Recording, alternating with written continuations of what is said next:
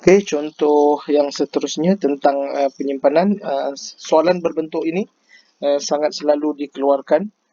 Ada dua cara yang boleh digunakan lah. Saya akan tunjukkan cara yang pertama, cara yang asas yang biasa murid ataupun yang biasa diajarkan.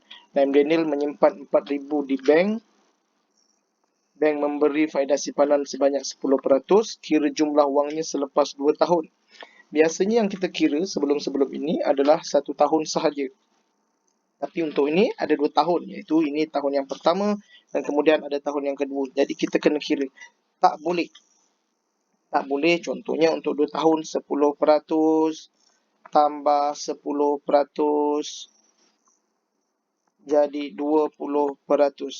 Okey, macam ni tak boleh. Tidak boleh.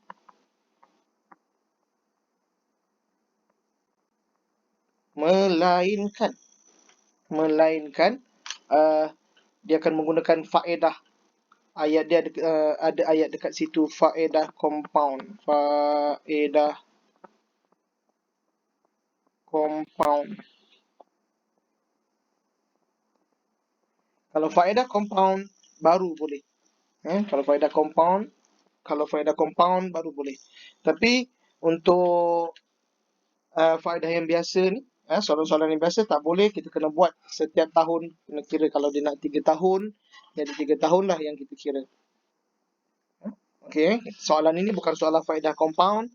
Ini soalan faedah yang biasa. Jadinya kita tak boleh lah nak buat macam tu.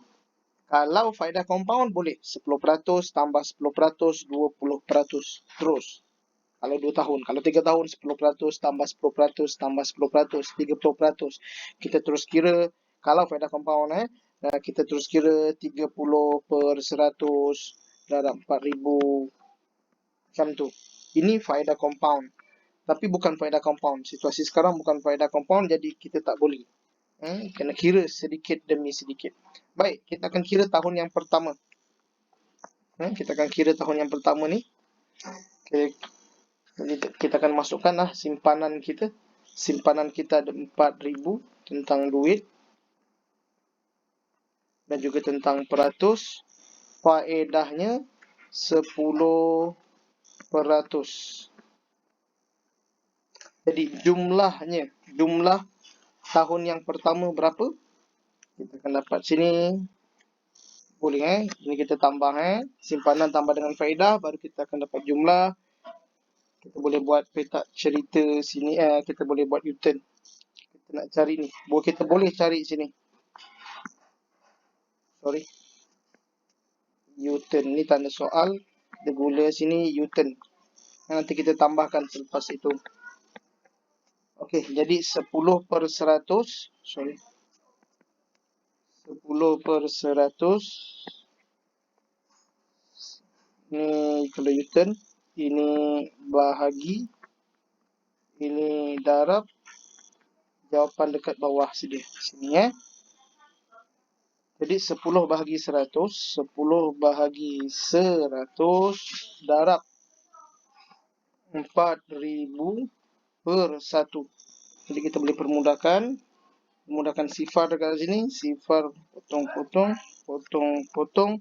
Dapat 40 darab 10. 10 darab 40. 4 darab 1 sama dengan 4. Sifar, sifar. Sifar, sifar. Jadi jawapan dia 400. Ini cara yang asas lah. Jadi apabila kita tambahkan, kita akan dapat 4,400 untuk tahun yang pertama simpanan kita. Kemudian dia akan bawa ke tahun yang kedua pula sebab dia minta 2 tahun. Simpanan, faedah dan jumlah. Dia akan bawa ke tahun yang kedua. Ini tahun yang kedua pula.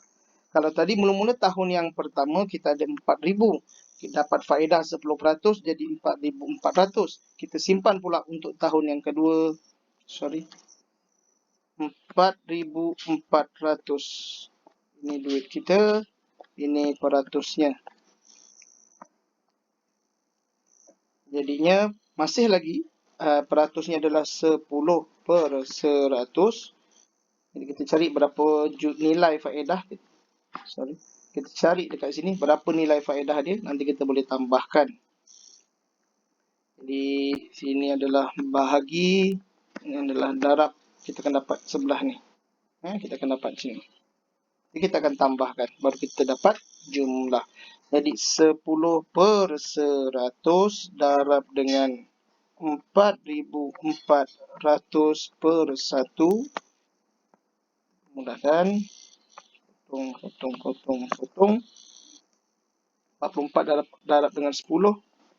44 darab dengan 10 sama dengan 44 darab 1, 44 sifar.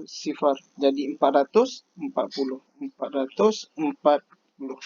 Dan bila kita tambahkan, sifar tambah sifar, sifar tambah 4, 4 tambah 4, 8, 44. Jadi untuk tahun yang kedua, jumlah simpanannya menjadi 4.840 RM. Ada RM situ. Kita akan tengok yang kedua pula selepas ini. Sempoi.